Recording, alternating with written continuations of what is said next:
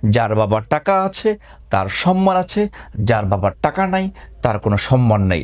সমাজে যার অহংকার, টাকা এগুলো রয়েছে, মানুষ তাকেই সালাম দেয়, কিন্তু যেই ব্যক্তিটা দরিদ্র কিন্তু সৎ, তাকে কেউ মূল্যায়ন করে না। আসসালামু আলাইকুম রহমতুল্লাহি ওবারাকাতুহ। সম্মানিত দর্শক, আপনার সকলে কেমন আছেন? আশা করছি অনেক অনেক ভালো আছেন। ধারাবাহিকভাবে আমরা যে তাফসির আলোচনা শুরু করেছিলাম, আজকে সূরা আবাসা থেকে শুরু করব। আপনারা গত পর্বে সূরা নাবা এবং সূরা নাজিয়াত দেখেছেন। এর পূর্বে অনেকগুলো দারসুল কোরআন আপলোড হয়েছে খণ্ড আকারে, তবে এবার থেকে আপনারা আবারও ধারাবাহিকভাবে পেতে থাকবেন ইনশাল্লাহ। আজকে আলোচনা করব সূরা আবাসা থেকে। সূরা আবাসাটি নাজিল হয়েছে মক্কায় এবং এটি মাসহাফ অনুযায়ী, অর্থাৎ কোরআনের ক্রমধারা অনুযায়ী ৮০ নম্বর সূরা, এবং তার পাশাপাশি এই সূরাটি ওহির ধারাক্রম অনুযায়ী ২৪ নম্বরে নাজিল হয়েছে। এই সূরাতে আয়াত রয়েছে ৪২টি এবং রুকু রয়েছে ১টি, এবং সূরার নামকরণের কারণ হলো এই সূরার শুরুতেই প্রথম আয়াতই আবাসা ওয়া তাওয়াল্লা, আমরা শুরুতে এই শব্দটি পাই এবং এই শব্দ থেকেই এই সূরার নামকরণ করা হয়েছে সূরা আবাসা। আবাসা শব্দের অর্থ হচ্ছে ভ্রু কুচকানো। আমরা যখন একটু বিরক্ত হয়ে যাই, বিরক্ত হলে আমাদের চেহারার মধ্যে যে একটু বিরক্তির প্রভাব ফুটে ওঠে, ভ্রুটা কুচকে যায়, একটু বাঁকা হয়ে যায়, এটাকে বলা হয় আবাসা। তো এটার একটা নামকরণের কারণও আছে, শানে নজুল আছে, সেটা আমরা জানবো।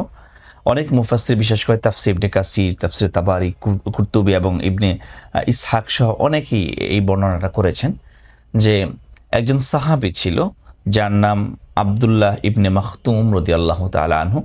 তাকে উদ্দেশ্য করে এই সূরাটি নাজিল করা হয়েছে, এবং ঘটনাটা ঠিক কী ঘটেছিল সেই বিষয়টি আমরা আয়াতগুলো তাফসির করলেই বুঝতে পারবো ইনশাআল্লাহ। প্রথমেই আমরা সূরা আবাসার প্রথম আয়াতেই চলে যাচ্ছি, যেখানে আল্লাহ তাআলা রাব্বুল আলামিন বলেছেন আবাসা ওয়া তাওয়াল্লা। এখানে দুইটা শব্দ, মূলত দুইটা নয়, তিনটা শব্দ, মাঝখানে একটি ওয়াও শব্দ দিয়ে দুইটা শব্দকে যুক্ত করা হয়েছে। আল্লাহ বলেছেন আবাসা, অর্থাৎ সে ভ্রু কুচকালো, সে বিরক্ত হয়ে গেল, তার চেহারার মধ্যে বিরক্তির ভাব ফুটে উঠল। ওয়া তাওয়াল্লা, এবং মুখ ফিরিয়ে নিল। অর্থাৎ আপনার চোখের সামনে কিছু একটা ঘটলো যেটা আপনি খুবই অপছন্দ করলেন, বিরক্তি ভরে অন্যদিকে তাকিয়ে নিলেন, এটাকে বলা হয় আবাসা ওয়া তাওয়াল্লা। বিরক্ত হয়ে অন্যদিকে মুখ ফিরিয়ে নেওয়া, এটাকে বোঝানো হয়েছে। এখন এটা কে করেছেন? এখানে আল্লাহ তাআলা রাব্বুল আলামিন তার রসুলকে, মুহাম্মদ রাসূলুল্লাহ সাল্লাল্লাহু আলাইহি সাল্লামকে উদ্দেশ্য করেছেন। অর্থাৎ একটা পর্যায়ে একটা ঘটনা ঘটছিল, তখন আল্লাহর রসুল মুখ ফিরিয়ে নিয়েছেন। ঘটনাটা কি? আল্লাহ রসুল সাল্লাল্লাহু আলাইহি সাল্লাম মক্কার এক ধনী ব্যক্তিকে দিনের ব্যাপারে বুঝাচ্ছিলেন, দাওয়াত দিচ্ছিলেন। তো এমতো অবস্থায় এই ঘটনাটি ঘটেছে। তো ঘটনাটা ঘটার দ্বিতীয় আয়াতটা যদি আমরা বলি তাহলে স্পষ্ট হয়ে যাব। আং জা আহুল আমা, এই ঘটনাটা কখন ঘটেছে? আং মানে যখন, অথবা কারণ, যা আহু অর্থাৎ তার নিকট এসেছে, আল আমা একজন অন্ধ ব্যক্তি। অর্থাৎ আল্লাহ রসুল সাল্লাল্লাহু আলাইহি ওয়াসাল্লাম মক্কার কিছু ধনী ব্যক্তিদেরকে, কেউ কেউ বলেছেন একজন ব্যক্তিকে তিনি বোঝাচ্ছেন, এমত অবস্থায় একজন অন্ধ ব্যক্তি আসলো রাসূলের নিকট আগ্রহী হয়ে, এবং রাসূল দেখলেন যে আমি একটা ধনী পার্সনের সাথে কথা বলতেছি, এই মুহূর্তে অন্ধ একজন আসছে। এটা দেখে তিনি বিরক্ত হলেন, ভ্রু কুঁচকালেন এবং ওই অন্ধ ব্যক্তি থেকে মুখ ফিরিয়ে আবার সেই ধনী ব্যক্তির সাথে কথা বলতে লাগলেন। এমতো অবস্থায় কিন্তু এই আয়াতটি নাজিল হয়েছে। এখানে কিন্তু শিক্ষণীয় অনেক বিষয় আছে। যে সাহাবী এসেছিল তার নাম হচ্ছে আবদুল্লাহ ইবনে মাখতুম। তিনি অন্ধ একজন সাহাবী ছিলেন, তবে দ্বীনের ব্যাপারে তার প্রবল আগ্রহ ছিল, রাসূলের কাছ থেকে বারবার জানতে চাইতেন, রাসূলও জানাতেন। তবে একটা ধনী ব্যক্তির সাথে কথা বলা অবস্থায় আসার কারণে রাসূল একটু বিরক্ত হলেন।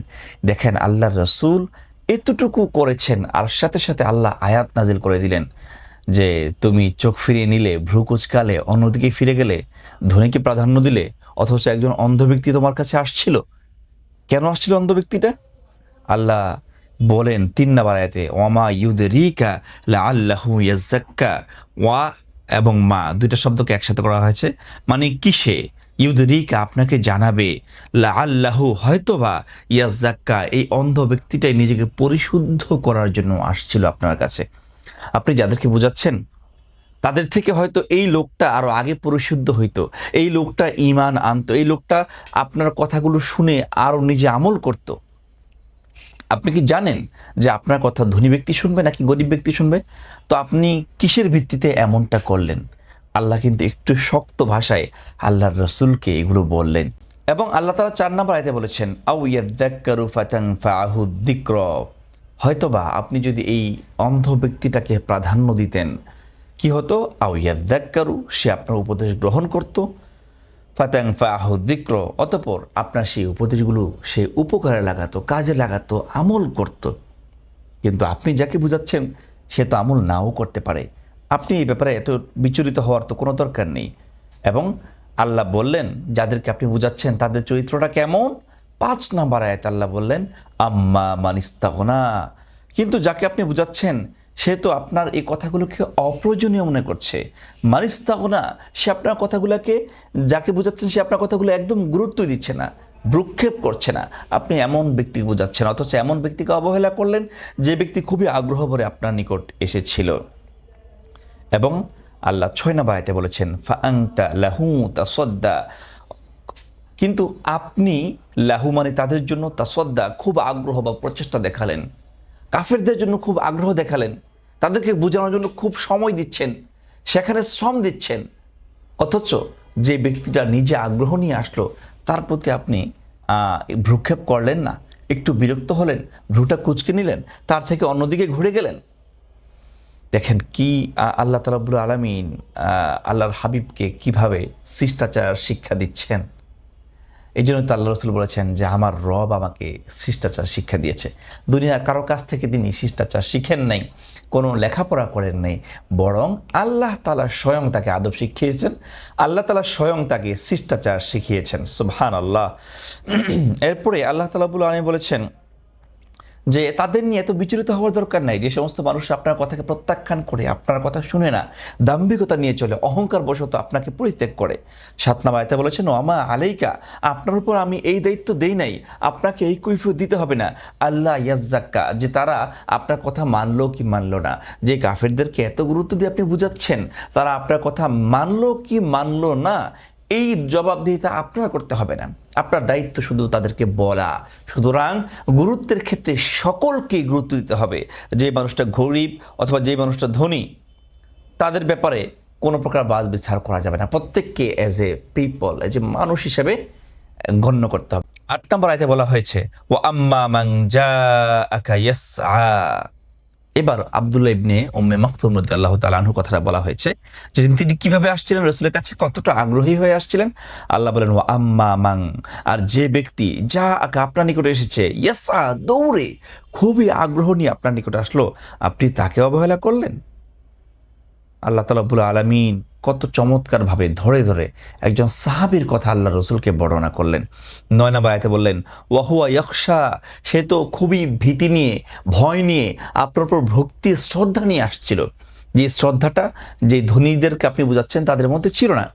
এই ব্যক্তিটা কেন আপনি অবহেলা করলেন? ফাআনতা আনহু তালাহা, আপনি তার থেকে উদাসীন হলেন, মন ফিরালেন, মুখ ঘুরিয়ে নিলেন, এই কাজটা আপনি কেন করলেন? আল্লাহ তাআলা রব্বুল আলামিন কিন্তু চমৎকারভাবে তার হাবিবকে বাস্তবমুখী একটি শিক্ষা দিলেন যে মানুষ যেমনই হোক না কেন, যারা দিনের প্রতি আগ্রহী তাদেরকে আপনার গুরুত্ব দেওয়া উচিত। টোটাল ঘটনাটা ঘটেছিল আব্দুল্লাহ ইবনে মাকতুমের সাথে। এরপরে নবী করিম সাল্লাল্লাহু আলাইহি ওয়াসাল্লাম যখনই এই সাহাবীকে দেখতেন, তিনি এই সাহাবীকে অনেক সম্মান করতেন এবং বলতেন, এই সেই সাহাবী যার কারণে আবার রব আমার উপর রাগান্বিত হয়েছে। এই হচ্ছে আল্লাহর রসুলের আদব এবং আল্লাহ শিক্ষা দিয়েছেন। এরপর থেকে আমরা হাদিসে পাই, যখনই নবী করিম সাল্লাল্লাহু আলাইহি ওয়াসাল্লাম মদিনা থেকে অন্য কোথাও সফরে যাইতেন, অধিকাংশ সময় এই আব্দুল্লাহ ইবনে উম্মে মাকতুমকে তিনি মদিনার শাসকের জায়গায় রেখে যেতেন। তিনি সেখানকার স্থলাভিষিক্ত তাকে করে যেতেন। এরপরে বিভিন্ন জায়গায় তিনি তাকে সম্মানিত করতেন। প্রিয় দর্শক, আমরা বাস্তব জীবনে এটার সাথে একটু মিলিয়ে দেখি। যে সমস্ত মানুষরা ধনী, যারা আমরা শিক্ষক আছি, অনেক সময় দেখা যায় ধনীর ছেলেকে অনেক শিক্ষকরা মূল্যায়ন করে, কিন্তু দরিদ্রের সন্তানকে শিক্ষকরা মূল্যায়ন করতে চায় না। যার বাবার টাকা আছে তার সম্মান আছে, যার বাবার টাকা নাই তার কোনো সম্মান নেই। সমাজে যার অহংকার, টাকা এগুলো রয়েছে, মানুষ তাকেই সালাম দেয়, কিন্তু যেই ব্যক্তিটা দরিদ্র কিন্তু সৎ, তাকে কেউ মূল্যায়ন করে না। সম্মানিত দর্শক, এখান থেকে আমরা এটা জানতে পারি, আল্লাহ তাআলা রব্বুল আলামিন কার টাকা পয়সা আছে এগুলো দেখে না, আল্লাহ দেখেন তার অন্তরটা, তার মনটা, সে আল্লাহকে কতটা ভালোবাসে, রসুলকে কতটা ভালোবাসে, ইসলামকে কতটা সুন্দরভাবে সে গ্র্যাব করছে, ইসলামটাকে গ্রহণ করেছে। এটা হচ্ছে সবচাইতে বড় ইম্পর্টেন্ট বিষয়, এবং আল্লাহ এটা দিয়ে মানুষকে জাস্টিফাই করবেন। 11 নম্বর আয়াতে আল্লাহ রাব্বুল আলামিন বলেছেন, কাল্লা ইন্নাহা তাযকিরাহ, মোটেও না। এবার আল্লাহ তাআলা রাব্বুল আলামিন কোরআনের কথা বললেন, কাল্লা ইন্নাহা তাযকিরাহ, নিশ্চয়ই এই কোরআনটা হচ্ছে একটা উপদেশ স্বরূপ, এই কোরআনটা একটা উপদেশের বাণী। কি হবে উপদেশের বাণীটা? ফামাং শাআ যাকারাহ, ফামাং অতঃপর যে শাআ ইচ্ছা করে, আযাকার সে যাতে এই কোরআনটাকে স্মরণ করে, এটাকে গ্রহণ করে, এটাকে অবজার্ভ করে, এটাকে আমলে কন্টিনিউ করে। এরপরে আল্লাহ বলেন ফি সুহুফিম মুকাররামাহ, ফি সুহুফিম মুকাররামা, এটার মধ্যে যে লেখাগুলো আছে, যে পৃষ্ঠাগুলো আছে, এগুলো প্রত্যেকটা পৃষ্ঠা সম্মানিত, কোরআনের প্রত্যেকটা হরফ সম্মানিত, প্রত্যেকটা কালি সম্মানিত। এই জন্য তো কোরআনটা আমরা যেখানে রাখি সম্মানের সহিত রাখি, কোরআনটা যখন আমরা পড়ি সম্মানের সহিত খুলি, কোরআন যারা পড়ে আল্লাহ তারা তাদেরকেও সম্মানিত করে, সুবহানাল্লাহ। এই জন্য কোরআনটা নিজে একটা সম্মানিত কিতাব, এটার সাথে যারা সম্পর্ক রাখবে আল্লাহ তাআলাও তাদেরকে সম্মানিত করবেন, তাদের সম্মানকে আল্লাহ বৃদ্ধি করে দিবেন। 14 নম্বর আয়াতে আল্লাহ বলেছেন মারফুআতিম মুতাহহারা, অর্থাৎ এই কোরআনটা হচ্ছে মারফুআ। মারফুআ মানে হচ্ছে অনেক উঁচু, কোরআনের মর্যাদা অনেক বেশি। লাউ আনজালনা হাযাল কুরআন আলা জাবালিন লারাআইতাহু খাশিআম মুতাসাদ্দিআম মিন খাশিয়াতিল্লাহ। আমরা তো জানি কোরআনের ভার এত বেশি, পাহাড়ের উপর যদি এটা নাজিল হতো পাহাড়টা গলে যেত, মিশে যেত, পাহাড়টা ভেঙে পড়ে যেত। এবং মুতাহহার, কোরআনটা হচ্ছে একটা পবিত্র গ্রন্থ, এটাকে নাপাক অবস্থায় কখনোই স্পর্শ করা যাবে না। আল্লাহ তাআলা রাব্বুল আলামিন সূরা ওয়াকিয়ার ৭৯ নম্বর আয়াতে বলেছেন লা ইয়ামাসসুহু ইল্লাল মুতাহহারুন, অর্থাৎ কোরআন হচ্ছে পবিত্রতার ঊর্ধ্বে, এটাকে কোনো প্রকার সন্দেহ নেই, এটাকে যাতে কেউ স্পর্শ না করে পবিত্রতা ছাড়া। এজন্য কোরআনকে পবিত্রতা নিয়ে স্পর্শ করতে হয়। 15 নম্বর আয়াতে আল্লাহ তাআলা রাব্বুল আলামিন বলেছেন বিআইদি সাফারাহ, বিআইদি মানে হাত দ্বারা, সাফারা মানে হচ্ছে এটা লেখক বা ফেরেশতা, অর্থাৎ ফেরেশতাদের আল্লাহ তাআলা এটা লিখিয়েছেন, লিপিবদ্ধ করেছেন। কিরামিম বারারাহ, এর অর্থ হচ্ছে যারা সম্মানিত এবং সৎ। ফেরেশতা হচ্ছে অধিকতর সম্মানিত এবং সৎ, তারা কখনো আল্লাহর নির্দেশকে অমান্য করে না। এরপরে 17 নম্বর আয়াতে আল্লাহ বলেছেন কুতিলাল ইনসানু মা আকফারহ, অত্যন্ত ভয়ঙ্কর একটি কথা। কুতিলা মানে হচ্ছে ধ্বংস হয়ে যাক, হত্যা হয়ে যাক, নিঃশেষ হয়ে যাক। আল ইনসান সেই মানুষগুলো, মা আকফারহ মানে যারা এত ভয়ঙ্করভাবে আল্লাহকে অকৃতজ্ঞতা জ্ঞাপন করে, আল্লাহর এত নিয়ামত পাওয়ার পরেও, এত সুন্দর কোরআনের বিধান পাওয়ার পরেও সেটাকে মানতেছে না, সেটাকে ভ্রুক্ষেপ করছে না। আল্লাহ বলেন ওই মানুষগুলো ধ্বংস হয়ে যাক যারা আল্লাহর নিয়ামতগুলোকে অস্বীকার করে, আল্লাহর কোরআন পেয়েও তারা অস্বীকার করে। 18 নম্বর আয়াতে আল্লাহ বলেছেন মিন আইয়ি শাইইন খালাকাহ, আল্লাহ স্মরণ করে দিচ্ছেন যে তোমরা এত কৃতজ্ঞ, তোমাদেরকে কি দিয়ে সৃষ্টি করেছে বলো তো? মিন আইয়ি শাইইন, কোন জিনিস থেকে? খালাকাহু, তিনি তোমাদেরকে সৃষ্টি করেছেন। মিন নুতফাতিন খালাকাহু ফাকদ্দারাহ, আল্লাহ বলেছেন বীজ্র বিন্দু থেকে তোমাদেরকে সৃষ্টি করা হয়েছে। খালাকাহু ফাকদ্দারাহ, এবং তোমাদের পরিমাণকে নির্ধারণ করেছে, তোমার রিজিককে সে নির্ধারণ করে দিয়েছে, তোমার ভাগ্যকে নির্ধারণ করে দিয়েছে, আয়ুকে নির্ধারণ করে দিয়েছে। ছোট্ট একটি নাপাক বিন্দু পানি থেকে তোমার সৃষ্টি, অতঃপর তুমি দুনিয়াতে আসছো, তুমি কি করবা, কোথায় যাবা, কি খাবা, সমস্ত কিছু আল্লাহ নির্ধারণ করে দিয়েছেন। 20 নম্বর আয়াতে বলেছেন সুম্মা সাবিলা ইয়াসসারাহ, অর্থাৎ যখন আপনার জন্ম হবে আপনি যে রাস্তা দিয়ে আসবেন, মায়ের সেই জায়গাটাকে আল্লাহ বলেছেন সুম্মা সাবিলা ইয়াসসারাহ, সেই আসার জায়গাটাকে আল্লাহ প্রশস্ত করে দিয়েছেন, সুন্দর করে প্রসারিত করে দিয়েছেন। এরপরে আল্লাহ বলেছেন সুম্মা আমাতাহু ফাআকবারাহ, অতঃপর আবার মানুষদেরকে তিনি মৃত্যুবরণ করাবেন এবং তিনি আবার মানুষদেরকে আবার নতুন করে কবর থেকে উঠাবেন। এই বিষয়গুলো আল্লাহ তাআলা একদম ক্লিয়ারিফাই করে আমাদেরকে বুঝিয়েছেন।